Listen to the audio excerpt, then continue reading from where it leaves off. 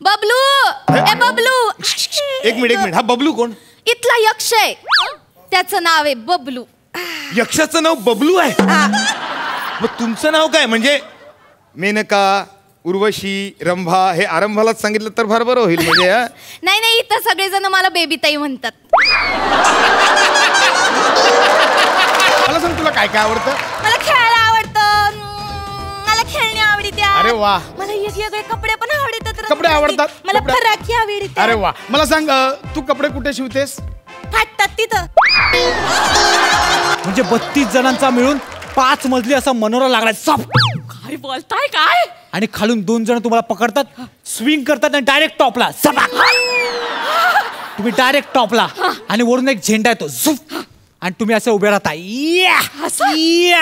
आणि खालून क्राऊडचा एकच आवाज, मेलो.